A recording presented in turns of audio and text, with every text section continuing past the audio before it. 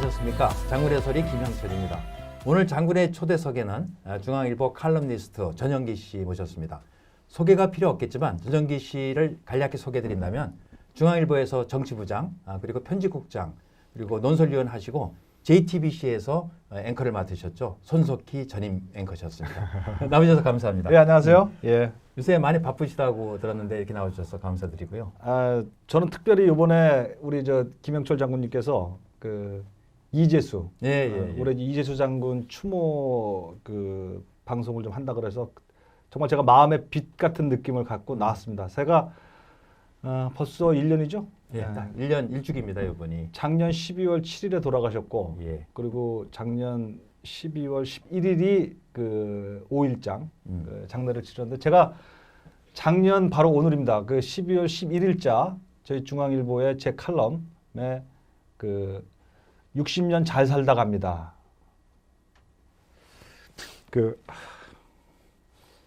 벌써 또 이렇게 눈물이 글썽거리시는데 저도 좀 그렇습니다. 근데 그때 그 칼럼을 제가 썼어요. 장군 이재수 장군 왜 이러죠? 취재를 하다가 한 60평생 잘 살다 갑니다. 그 기사를 쓰고 그 칼럼을 그날 장례식 날 아침에 제가 헌사를 하였습니다. 헌정을 하였습니다. 돌아가신 장군님한테. 그 장군님 가시기 전에 제가 사흘 전에 또 만나 뵀었어요. 그래서 그 기억과 그리고 취재할 때 그 억울함 그리고 그 분노 그리고 그 수치감 그죠? 이런 것들을 하면서 쓴 글이 있었고 그것이 이제 벌써 1년이 되어서 우리 장군님께서 저를 고맙게도 영광스럽게 초청을 해주셔서 우리 베테랑 대한민국 애국 베테랑 장군님께 그리고 장교님께 그리고 모든 저를 포함하여 대한민국 예비역들에게 우리 말씀을 좀 나누고자 나왔습니다. 사실 전영기 칼럼니스트께서는 요즘 굉장히 바쁘셨거든요. 특히 이제 박사과정 논문을 마무리하는 단계에 있어서 정말 정신이 없으셨는데도 이 좋은 책도 또 내셨다고 들었어요. 과유불급 개정판도 내셨고 또 여기 장군의 소리 출연하시느라고 또 많은 시간 할애해 주셔서 감사드리는데 우선 책자 한번 잠깐 소개해 주시죠. 책이요. 이거 원래 이거 자화자찬 같은 거는 이제 저도 잘 하기 좀 안 해봤던 일이긴 한데 이겁니다. 이거 과유불급 대한민국. 과유불급 대한민국. 이것은 제가 지난 4년 동안 매주 썼던 중앙일보 월요일자의 시시각각이라고 하는 전영기 칼럼에 매주 썼던 글을 풀어서 다시 재정리한 겁니다. 바로 지난주까지 썼던 거를 이게 긴급 개정판이라고 해가지고 해서 냈는데 다행히 반응이 좋아서 이 반응이 좋은 이유가 제가 조국 사태를 말하자면 취재 겸 제 감각 겸 해갖고 맞췄어요. 결국 조국은 물러날 것이다. 그래서 제가 조국이 쫓겨나는 그날 아침에 쓴 칼럼이 문 대통령 국민에게 항복할 시간 다가왔다. 이렇게 써가지고 더더욱이 좀 약간 이 나라를 살리겠다는 분들한테 갈증을 좀 풀어준 효과가 있었던 것 같습니다. 벌써 한 10,000권이 나갔어요. 그러시군요. 그래서 여기 나오기 사흘 전에 10,000권이 넘고 긴급 개정판이라 그래서 최근에 썼던 문무당의 사람 잡네라고 있어요. 선무당의 사람 잡는 게 아니라 문재인 대통령님 좀 제대로 좀 나라 좀 다스려 주세요 하는 마음으로 선무당 같은 문무당 그만 나라 잡으라. 검찰개혁 하지 말고 정권개혁부터 하시라. 이런 내용들이 좀 들어있습니다. 그런데 이 제목을 잘 뽑으신 게 벌써 백건우 밑에서 일하던 수사관이 또 자살했지 않습니까? 백원우. 백원우 밑에서. 기가 막힌 일입니다. 정말 안타까운 일이고요. 앞으로 더 이상 이런 불상사가 없었으면 좋겠습니다. 이 정권이 있는 한 그런 불상사가 없으리란 보장 없습니다. 이 정권이 국민을 위한 정권이 아니라 정파를 위한 정권이다. 이런 느낌을 주는 건 어쩔 수가 없어요. 지금도 청와대를 흔들어 놨던 백원우 그리고 백원우와 같이 언필칭 윗사람이라고 하지만 조국 수석 그리고 그거와 같이 일했던 박형철 반부패 비서관 그리고 지금 이름이 거명되고 있는 청와대 상황실장 누굽니까? 윤건영? 윤건영. 이런 사람들이 그 실력은 없으면서 잔뜩 그 정파적 이익에 집착해가지고 말이에요. 심지어 이 사람들은 특히 조국한테 느끼는 바이지만 사회주의에 물들어가지고 말이죠. 어떻게 세운 이 나라를 사회주의로 만들려고 하고 말이죠. 헌법으로 사회주의를 막 바꾸는 것도 힘들어지니까 이제는 악법으로 바꿔보겠다고, 법으로 바꿔보겠다고. 그래서 무슨 패스트트랙, 공수처니, 그 선거법 개정이니 이래가지고 지금 온 나라를 들쑤셔 놓고 있는데 바로 그런 당신들, 예?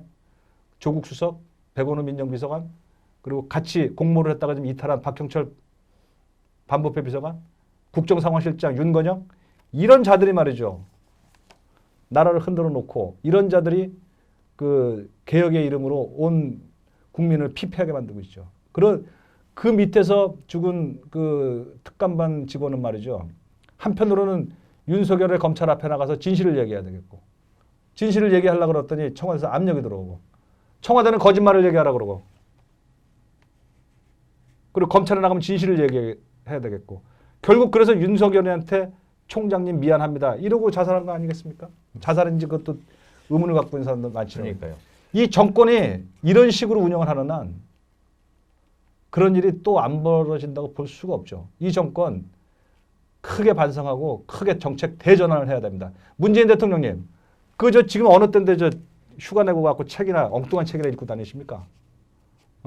그러니까 본인도 그 제대로 그 살고 싶고 생존해야 되겠고요. 정치적으로 잘 살아야 되지 않겠습니까? 국민을 잘 끌어가려면 문재인 대통령이 먼저 대호각성, 개과천선하셔야 그런 슬픈 일들이 반복되는 것이 중단되지 않을까. 정말 간곡한 마음으로 이 대통령과 대통령 주변의 그 집권층에게 호소합니다.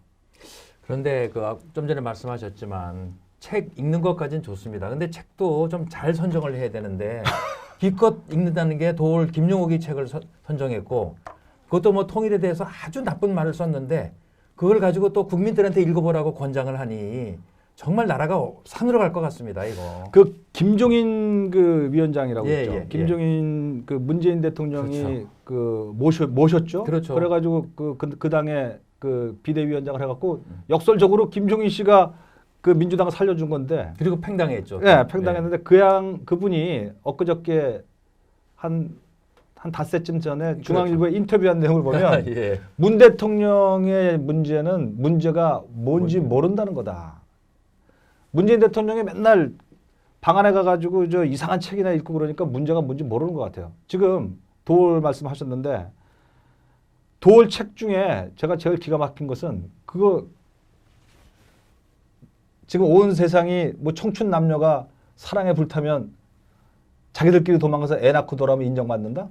그러니 이 나라가 한반도가 남북한이 같이 힘을 합쳐서 뭔가를 잘 나가야 되니 온 세상 몰래 둘이 도망쳐가지고 애 하나 나갖고 오자. 이런 얘기를. 이거 미국이랑 유엔 제재 많으니까 네. 그거 상관없이 우리 둘이 손잡고 가서 일 저지르자 그거 아닙니까? 그 내용을 읽고 잘했다고 말이죠. 대통령이라는 예. 사람이. 남북한이 몰래 도망쳐서 애 나갖고 오자라고 그 선동하는 도올의 책을 대통령이 읽고 그걸 가지고 페북에 올렸죠. 예. 여러분도 읽으세요. 그러면 미국과의 동맹관계 끊고 유엔 제재 끊고 몰래 가서 왕창 주고 오시려고요. 왕창 주는 문제가 아니라 도올의 주장은 저거 남북한 연방제 통일 빨리 하자 이 소리입니다. 어디다 대고 이 나라가 누가 세운 나라요? 도올 씨 세금 얼마 냈어요 이 나라에? 아 정말 큰일입니다. 아니 도올이 그런 건 돼요. 음. 학문의 자유라고 칩시다. 오케이.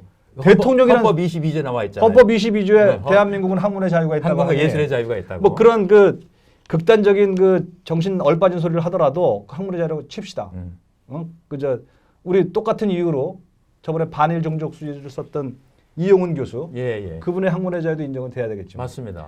그건 좋은데 국정을 운영하는 것은 학자의 그 관념놀이가 아니지 않습니까? 5천만의 단 한 명의 생명도 놓쳐서는 안 되는 그런 엄중한 위치에 있는 대한민국 안보사령관, 총사령관이 그런 아주 극단적인 책을 읽고 좋다고 그래. 5천만 국민한테 보라고 그걸 페북까지 써요. 그러니까 자꾸 선무당이라는 소리 듣는 거 아닙니까? 대통령이. 그러니까 문무당 사람 잡네 아주 정말 잘 뽑으셨고요. 여기 보니까 지난번에 1년 전에 이제 자기를 선택한 우리 이재수 장군에 대한 추모 글도 있는데 그거 잠깐 한번 소개해 예, 주시죠. 저도 이 책 중에 제일 저 스스로 여기 소개된 아이템이 한 50주에서 한 200개 되는데요. 그 중에서 제일 마음에 깊이 남고 하는 게 두 개의 아이템이 있습니다. 하나는 김관진 장군, 예. 김관진 장관이죠. 예. 김관진 장관의 이거 1심에서는 이제 그걸 뭐 실형유예라고 해요. 실형은 선고했는데 해놓고? 집행은 유예하는 그렇죠. 아주 이상한 그러나 뭐 생각했던 것보다는 괜찮은 그런 판결을 받았던 올 1월 달일 겁니다 아마. 그래서 김관진 장관의 최후 진술이죠. 1심에 최후 진술을 썼던 창을 베고 적을 기다린다. 예, 침과 대적. 침과 대적. 저는 그 칼럼이 아주 제일 가슴에 와닿습니다. 그리고 그에 앞서서 더 가슴 깊이 사무치는 것은 이재수 장군에 대해서 썼던 60평생 잘 살다가 갑니다라는 그 제목의 칼럼을 썼던 게 제일 기억에 남는데 그 두 가지가 지난 4년 동안 제 마음에 아직도 숙제로 남아 있죠. 예. 그래서 그 책 하나 제가 이제 이 책에 순서에 따라서 제 칼럼을 보면 136페이지에 여기 나와 있는 건데요. 이렇게 이 내용 중에 1년 전의 상황을 좀 환기시킨 데서 읽어보면 이랬어요. 그때 내일 아침 삼성병원에서 장례식이 치러질 이재수 전 기무사령관 이렇게 제가 시작을 했습니다.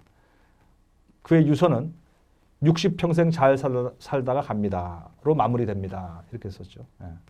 검찰 수사로 고통받다 투신한 사람의 참 반듯하고 여유감마저 묻어나는 언어 사용법이다. 좀 비극적인 죽음치고는 이재수 장군의 어떤 평소 삶의 어떤 여유가 묻어나는 그런 거죠. 60평생 잘 살다 간대요. 그러니까요. 그렇게 고통스럽게 살아가면 이거 다 이제 가족들, 그죠? 부인 그리고 주변의 동지들, 동료 선후배 군인 장교 선후배들 이런 분들 생각한 거겠죠.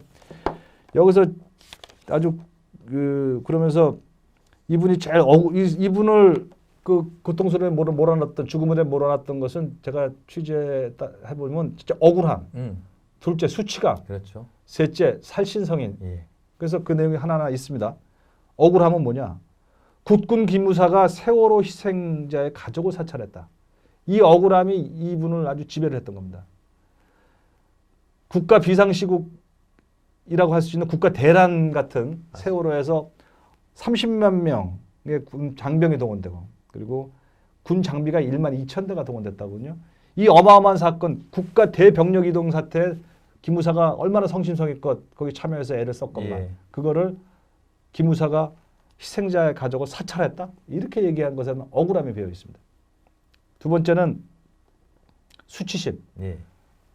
지금 김관진 장관 수사와 공소를 하고 있는 천재인 검사. 지금 40살 됐나? 그 공안 검사가 우리가 다 보셨다시피 구속도 되기 전인데 그걸 구속영장이 기각됐어요. 맞아요. 그런 영장 신청 상태에서 포승을 수갑을 쥐고 가게 한 대한민국 장군을 말이죠. 대한민국 장군을 전쟁이 벌어지면 제일 먼저 전장에서 목숨을 바친 그런 장군 앞에 수갑을 채우고 끌고 간 수치감 이런 게 있었죠. 예. 세 번째는 이제 살신성인입니다. 그것이 이렇게 제가 썼어요. 세 번째는 희생정신이었다. 검찰이 진상 규명보다 수사의 최종 타깃을 미리 정해놓고 관역에 맞을 때까지 끊임없이 괴롭힐 것 같다는 불안감을 평소에 토론했어요, 이분이. 그래서 지인들에게 검찰이 아마 김관진 장관 겸 안보실장의 구속을 목표물로 삼는 것 같다라는 말을 했다. 살짝 한 발만 삐끗해도 애꿎은 사람 여럿 다칠 수 있겠다는 압박감에 시달렸다고 한다. 이재수는 이렇게 유서에 써 있습니다. 내가 모든 것을 안고 가는 거로 하고 모두에게 관대한 처분을 바란다. 이렇게 그리고 검찰한테 간곡하게 부탁한다. 이렇게 표현을 합니다. 이게 유서의 장엄함 같은 거고요. 결국 살신성인을 한 거죠. 예. 그 제가 보면 이재수 재판을 제가 쭉 지켜보면 그 이른바 적폐청산 재판이라 그래가지고 숱한 사람이 거기 왔다 갔다 했는데 예.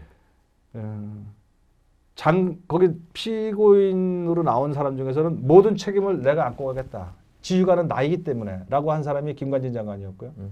이재수 장군도 그 생전에 저랑 만나서 저 사흘 전에 식사를 같이 했는데 지휘관이 책임진다 이런 말을 했어요. 그래서 지금 장군들은 참 저는 어떻게 몇 년 사이에 이렇게 장군들이 빛나는 장군에서 똥장군이 됩니까? 죄송합니다. 이런 표현 써서. 지금 정경도 국방장관을 비롯해가지고 참을 수 없는 장군들이 얼마나 많은지 몰라요. 현재. 이재수 장군. 고인의 명복을 빕니다. 그 지휘관이 책임진다는 그 말씀. 저는 뭐 육군 상병 출신이지만 깊이 새기겠습니다. 예. 우리 전영기 앵커께서 시작하실 때 사실 살짝 눈시울을 붉혔거든요. 그런 개인적인 친분 관계도 있지만 그렇게 올곧은 장군과의 이별이 굉장히 아쉬움을 남기는 것 같습니다. 그래서 이번 토요일입니다. 12월 7일 날 네. 광화문 광장에서 고 이재수 장군의 일주기 추모 행사를 할 텐데 저도 꼭 가서 봐야죠. 예. 그리고 그때 이제 요즘 토요일마다 나오셔서 이 책도 매주 나가고 있습니다. 이 책도 또 이렇게 직접 저자가 판매하신다고 들었는데 그거 한번 소개해 주세요.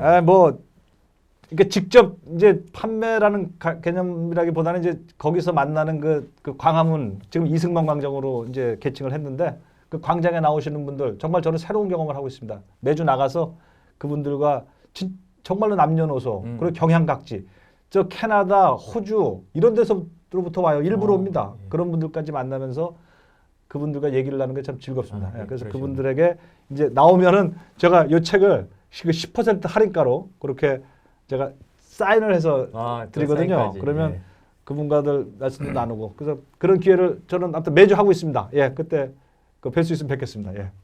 사실 이 책자에 굉장히 좋은 내용들이 많아서 이 책 한 권만 갖고도 몇 시간 이게 방송 나갈 수 있을 텐데 오늘은 이 책은 그 정도로 네. 하고요. 좀 여쭤보고 싶은 게 있어서 9.19 남북 군사 합의 잘 아시잖아요. 네. 근데 북한이 얼마 전에 11월 23일 날 해안포를 발사했어요. 아하, 예. 근데 11월 23일이 어떤 날이냐면 북한이 연평도 포격을 도발을 해서 우리 해군 전우와 민간인들이 많은 분들이 돌아가시거나 또 다치신 날이에요. 9년 전에. 9년. 네. 예. 근데 그날을 택해서 창린도에 김정은이가 와가지고 해안포 발사를 지시했단 말입니다. 이거는 명백한 9.19 남북 군사 합의 위반이고 그랬을 경우는 즉각 이 협정은 폐기가 돼야 마땅하거든요. 그거 어떻게 생각하세요? 제가 그때 듣기로는 아마 그게 작년 말일 겁니다. 그때 이재수 장관 돌아가시기 그 전후해서 제가 성우회 총회 맞습니다. 성우회 총회에 그때 제가 안보 쪽에 국방 쪽에 제가 이제 계속 취재를 그래도 합니다. 제가 제 주된 취재처는 이제 정치예요. 그러나 지금 하도 그냥 그 정치를 흔들어 놓는 게 국방이라 그래서 관심을 갖는데 그때 정경두 장관이 말이죠. 그 당시에 장성대 질문에 대한 답변을 북한이 9.19 합의를 위반하면은 그 즉시 합의를 파기된다 이렇게 그렇습니다. 제가 분명히 현장에 있었어요. 같이 계셨군요. 그래서 우리가 성명서도 발표했는데 그런 내용을 담았죠. 왜냐하면 이거는 정말 국익에 백해무익한 협정서이기 때문에 합의이기 때문에 이것은 우리 대한민국 수 예비역 장성단이 창설된 배경이 바로 이겁니다. 그렇죠. 이거에 맞습니다. 반대해서 김태형 장관님. 그렇습니다. 김태형 장관님, 백선엽 장군님 등등 해서 이것은 정말 안 된다는 얘기를 했고 그래서 성회 총회에서 장관하고 국방정책실장이 나왔을 때 저희가 물었죠. 이랬을 경우는 어떻게 할 것이냐 했더니 그럴 경우는 바로 이 합의서는 파기됩니다. 그런데 이번은 그 합의를 파기한 거 아닙니까? 저쪽이 파기했는데 김정은이가 약속을 안 지켰는데 우리가 이제 폐기 선언을 해야 되는데 뭐라고 그러냐면 그래도 북한 비핵화가 중요하기 때문에 최대한 인내하겠다. 그리고 북한에 연락을 해서 앞으로 이런 일이 없도록 해달라 이렇게 얘기를 했다는 겁니다. 앞뒤가 안 맞는 거죠. 포격하지 말아달라고 신신당부를 하는 겁니다. 당부를 하죠. 이게 정말 국가 안보가 정말 걱정이 되고요. 이런 상황에서 국민들께 낯을 들고 다닐 수가 없어요 지금. 아 이거 장군님들 애국심과 이 헌신성은 제가 알고 있지만 지금 요새 장관, 요새 국방장관, 요새 장군은 뭐 하는 사람들인지 정말 알다가도 모를 일입니다. 그 제가 아주 저도 생생하네요. 그 연평도 포격 사건이 2008년 2010년이죠. 11년? 10년. 아 10년이죠. 2010년. 2010년 11월인데 그때 제가 중앙일보 편집국장을 하기 바로 직전에 중앙 썬데이라고 있습니다. 중앙 썬데이 편집국장을 할 때 제 기억이 생생히 나네요. 그때 일방적으로 그놈들의 그 표사격에 우리가 민간인 포함해서 군인 해서 4명인가 그렇습니다. 사망을 했어요. 예. 그리고 그때 이게 이럴 수가 있는가 해가지고 그때 이제 장관을 새로 들어선 분이 김관진 장관. 맞습니다. 그 제가 아주 생생히 기억이 나는데 장관께서 김관진 장관이 들어서자마자 1월 1일 지휘 서신일 겁니다 아마. 그래서 그 북한의 공격에 대해 북한의 도발에 대해서는 그 선조치 후보고하라 그랬어요. 예. 선조치 후보고하라 그랬고요. 도발 원점 타격. 예. 그때 나온 말이죠. 원점 타격. 예, 도발 원점 타격. 선조치 후보고 원점 타격. 그다음에 지휘부 타격. 이렇게 세 가지를 듣고 제가 깜짝 놀랐어요. 그러고 나서 아닌 게 아니라 그때 김관진 장관이라는 분을 제가 처음 그때 이제 지면을 통해서 보게 됐는데 결국은 김정일이가 제일 무서워. 아니 김정은이가 제일 두려워한 분이 우리 맞습니다. 장관 아닙니까? 예, 예. 그 제가 그때 JTBC 앵커를 했는데 기억이 나네요. 그 북한군이 이렇게 사격 표적에 표적지에다가 김관진 장관을 표적으로 놓고 예, 얼굴을. 박근혜 대통령이 이 두 명을 갖다 놓고 막 하는 그 장면이 기억이 나서 제가 그때 어이 김정은 까불지 마. 하루 강아지 범 무서운 줄 모른다더니 뭐 이렇게 제가 앵커멘트를 했던 기억이 나는데 그놈들이 그자들이 말이죠. 그렇게 해서 지켜낸 연평도거든요. 그리고 그때 제가 이제 취재를 한 것이지만 그 후에 이명박 대통령을 찾아가서 그 장관이 대한민국 정경도 국방장관님 제 말 잘 들으세요. 당신이 장관하기 9년 전, 예. 9년 전 그 장관은 어떻게 했는지 알아요? 대통령 찾아갔어요. 가가지고 그 사격 훈련을 해야겠다 이렇게 얘기를 했어요. 그러니까 대통령이 겁이 좀 났어요. 이명박 대통령이 겁보다도 아무튼 이게 혹시 그 불안함, 미국에 걱정을 끼칠 수 있지 않겠는데 그거 내가 정리하고 왔습니다. 그래서 미군이랑 직접 붙었어요. 우리 저 장관께서 당신의 9년 전 장관이. 그래서 미군이랑 직접 국방부랑 얘기해가지고 우리는 그 전시 작전권은 없지만 평시 작전권이 있잖아요. 그럼요. 예. 예? 당연히 우리 그러므로 평시 작전권의 일환에 따라서 우리가 훈련을 하는 것이다. 이렇게 해가지고 밀어붙여서 따낸 거예요. 대한민국의 국방은요. 어떤 뭣도 모르는 좌파들은 무슨 친미라고 얘기하지만 친미가 아니라 미국과 싸워가면서 얻어낸 국방이에요. 친미를 하기 위해서도 그 미국과 싸워야 되고요. 한미동맹을 지키기 위해서도 미국과 싸워야 됩니다. 지금처럼 그 북한 민다고 하면서 오히려 미국 앞에 꼼짝 못하고 말이에요. 숨지기면서 왔다 갔다 하고 이런 정권은 없어요. 미국한테도 굴종, 북한한테도 굴종, 중국한테도 굴종. 중국한테도 굴종. 네. 당신들이 장관하기 9년 전 장관은요. 대한민국의 평시 작전권을 지키기 위해서 미국과 싸웠어 따냈어요. 그리고 찾아가서 대통령을 설득했습니다. 그거 내가 다 알고 있어요. 나한테 물어보세요 와서. 또 9년 전을 지나서 한 500년 전에 말입니다. 이순신 장군은 선조 임금이 얘기를 해도 듣질 않았어요. 선조가 나와서 싸워라 해도 지금은 싸울 때가 아니라고 안 싸웠거든요. 근데 결국 불려가서 삭탈 관직 당하고 이제 백의정군 하는 거 아닙니까? 근데 그 사이에 원균이라는 사람은 선조가 싸우라니까 쪼르르 나가서 이제 다 해군 전력을 다 참패시켰죠. 그렇죠. 전멸됐습니다. 딱 12척 배를 남겼거든요. 그리고 본인은 또 칠천량 해전에서 전사했고요. 그러니까 할 수 없이 이제 선조가 다시 이순신 장군을 보내서 다시 삼도 수군 통제서로 보내서 12척 플러스 한 척을 더 건조해서 13척으로 명량해전을 치른 거 아닙니까? 그 어려운 그래서 대승을 거뒀죠. 그래서 임금이나 대통령은 이 국방이나 안보는 전문이 아니잖아요. 그럼 자신이 목숨을 걸고 지켜야 되는 것이 바로 안보 분야입니다. 9년 전 김관진 장관과 지금 정경도 장관에 대해서 따끔한 일침을 주셨는데 아주 잘하셨습니다. 말씀 나온 김에 하나만 더 예, 말씀드리자면 그 부분에 대해서는 지금 참 그거 인상적인 말씀이신 것 같습니다. 장군님께서 전장의 장수는요, 스스로가 자기 목숨을 거는 거기 때문에, 그리고 잘못 판단할 경우는 그 수하 장병들이 다 죽어야 되는 거기 때문에 대통령이든 그 황제의 말도 듣지 않는 겁니다. 자기 판단을 가지고 하셔야 돼요. 그래서 저는 오래전에 이런 말을 저는 가슴에 새기는 게 있어요. 참 남자가 태어나서 세 가지는 해보고 세 가지 중에 하나는 해보고 싶다. 하나는 오케스트라 지휘자. 또 하나는 사령관, 군 사령관. 예. 그다음에 신무사 편집국장. 저는 신무사 편집국장을 했습니다. 그것은 이유는 뭐냐? 이게 기계를 위해서가 아니에요. 그 장군의 기계, 그 전쟁 지휘자의 기계가 명예스럽기 때문에 그런 것이 아니라 그 자리에 서게 되면 그 어떤 명령도 듣는 순간 나를 포함해서 온 나의 그 수하들이 같이 죽을지 모른다는 그 두려움 때문에 더 강력하게 자기 판단을 가지고 자기의 전장을 치르는 바로 그런 사람이기 때문에 그런 거 아니겠습니까? 그래서 이재수 기무사령관도 그렇고요. 사령관이잖아요. 예. 그리고 각 군의 사령관, 사단장, 그리고 장관, 그리고 합참의장이죠. 지금은 jelsen군이. 그렇죠. 군사적으로는. 요새 뭐 합참의장님은 그래도 조금 마음에 들어요.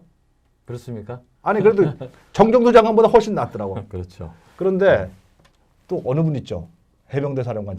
예, 해병대 사령관. 그분도 멋있더만. 예. 어쨌든 자꾸 전문성과 오로지 국민만 생각하는 정치를 생각하지 않는 전쟁터의 장수들이 올곧게 곳곳에 서 있어야 됩니다. 정경두 장관님 대과천선하십시오. 예. 아주 좋은 말씀이니까 우리 정경두 장관 조금 입장을 바꾸고 모든 기준을 국가와 국민에게 두면 됩니다. 아니 불안해요. 쟤네들이 네. 포를 저렇게 쏘는데도 네. 좀 참자고 이러니. 아니 정경두 장관님 그 집에 포 떨어지면 어떡하려고 그래. 그래도 참으라 그럴 거요? 그래도 한 가지 좀 다행인 것은 아까 말씀하셨듯이 지난번 얼마 전에 북한에서 방사포를 쏘니까 우리 합참 작전부장이 나와서 아주 성명서를 내가 합참 작전부장 말씀드리는 아주 거예요. 잘 발표해서 합참 작전부장. 국민들이 조금 이제 제대로 가나보다 하는 생각을 갖게 했는데 앞으로 제자리를 찾기를 바라고요. 오늘 정말 이렇게 좀 나와주셔서 많은 얘기를 하고 싶은데 또 일정상 그러시다는데 요거 한번 말씀해 주시기 바랍니다. 지구와 에너지. 지구와 에너지라는 책이 있는데 요거는 앞으로 이제 관심을 좀 가져주시면 좋겠어요. 저도 여기 그냥 객원 편집위원이라는 자격으로 참여하고 있어요. 오늘 첫 번째 지구와 에너지라는 잡지가 창간이 됐는데 이 모토는 에너지를 지배하는 자가 세계를 지배한다. 그래서 이것은 에너지 전략, 지오폴리틱스 지정학이죠. 네, 지정학. 그러니까 에너지의 지오폴리틱스입니다. 에너지 지정학 이거는 관점에서 이제 대한민국의 산업의 에너지 그리고 환경의 에너지 그리고 사실은 이 정권이 죽이려는 원자력이죠. 그거 살리겠다는 겁니다. 그리고 무엇보다도 대한민국의 에너지를 축적을 해서 국방 안보 이 힘을 강화시키자는 것이 바로 지구와 에너지라는 이제 창간 나왔는데 요건 제가 같이 우리 장군님들이랑 여기 독자들이랑 같이 한번 잘 꾸미고 싶은 그런 공동의 그런 에너지를 살려서 나라를 강하게 하자. 에너지 부국이 국가 부국이다. 그런 관점에서 한번 관심을 가져달라는. 요거 개간지인데요. 요것도 회원제로 운영하고 있어요. 혹시 필요하면 나중에 또 말씀드리겠습니다. 오늘 이렇게 처음 나와주셨는데 굉장히 소탈하시고 아주 정직하세요. 그래서 우리 예비역 장성단하고도 앞으로 잘 맞을 것 같습니다. 시간 나는 대로 한번 나와주셔서 쭉 이렇게 리뷰를 해주시고 우리 국방 안보 분야 또 잘 될 수 있도록 성원을 보태. 저는 마지막으로 말씀드리면 대한민국 구공수부대 상병제대 했습니다. 방위로 제대했습니다. 주임 상사 당번병 하면서 공수부대 훈련도 받고요. 그럼 직접 점프도 하셨어요? 점프 비행기에서 못 내리고 막타워에서 내렸죠. 근데 사실 막타워 점프가 더 어렵다고. 그거 무서워요. 그래서 저는 장군님들 존경합니다. 사익 챙기고 그런 장군도 빼고. 앞으로 우리 전영기 앵커 칼럼니스트께서 주기적으로 우리 장군의 소리 출연해 주신다고 해주셨고요. 네. 오늘 이제 처음 나와주셔서 감사드리고 조금 아쉬운 것은 시간적 제한인데 다음번에 또 나와서 좋은 말씀 많이 나눠주시기 바랍니다. 그럼 오늘 장군의 소리 여기서 마치겠습니다. 감사합니다. 감사합니다.